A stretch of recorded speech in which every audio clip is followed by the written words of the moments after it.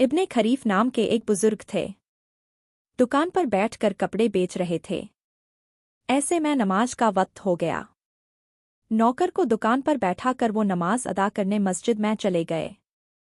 जब नमाज पढ़कर दुकान पर आए तब नौकर ने उन्हें थोड़े रुपए दिए और उनसे कहा कि सेठ, ये कपड़ा बिक गया है और ये इसकी कीमत है। इब्ने खरीफ ने पूछा, ये कपड़ा किसको बेचा? उसने कहा, एक मुसाफिर था, बातचीत से लग रहा था कि गांव में नया नया है, शायद फ्रांस या इराक का रहवासी है। इब्ने खरीफ ने पूछा, जो कपड़ा तुमने उन्हें बेचा उसकी खामी उन्हें बताई थी? उसने कहा, नहीं, मुझसे भूल हो गई, मैंने नहीं बताया। हज़रत इब्ने खरीफ रदी अल्लाह अन्हा ने कहा, मस्जिद में जाते समय मैंने तुझे एक एक बात समझाई थी, वहां तक बताया था कि किस कपड़े में कौन सी खामी और दाग है, और तूने वो सब कपड़े भी दिखाए और ग्राहक को वो खामी बताई नहीं। नौकर ने माफ़ी मांगी और कहा, मुझसे बहुत बड़ी भूल हो गई। फरमाया, मेरे साथ चल और उस शख्स से मेरी मुलाकात करा। दोनों आसपास पूछते पूछते उस शख्स के ठिकाने पहुंचे तो जानने में आया कि हाजियों के एक काफले के साथ मक्का मुअज़्ज़मा की ओर रवाना हो गए हैं। अब तो ये बुजुर्ग व्यापारी की दुर्दशा हो गई।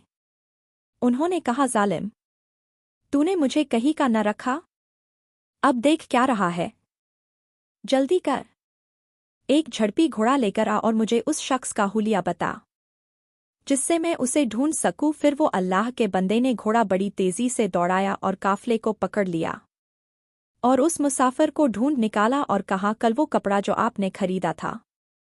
उसने कहा, हाँ। पूछा, वो कपड़ा आपके पास है?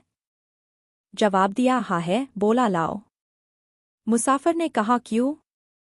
तो ईमानदार व्यापारी ने कहा, भाई, उस कपड़े में कुछ खामी है जो मेरे आदमी ने बताई नहीं। मुसाफिर ने वो कपड़ा देखा तो सच में उसमें खामी और दाग था। मुसाफिर कभी दाग को देखता और कभी व्यापारी को, आखिर उससे रहा न गया तो बोला, जो रुपए मैंने दिए थे वो आपके पास है? व्यापारी ने कहा, हाँ है। ये लो।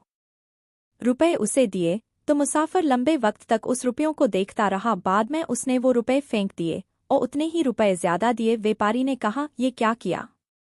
मुसाफिर ने कहा, आपके कपड़े की कीमत है, मुझे इसी कीमत में दाग वाला कपड़ा कबूल है। व्यापारी ने कहा, वो रुपए क्यों फेंक दिए? उसने कहा, वो नकली रुपए थे। मैं मुसलमान नहीं हूं, पर आपकी ईमानदारी और खुदा का खौफ देखकर मेरा ज़मीर जाग उठा। मुझे कपड़ा नहीं पर ईमान चाहिए।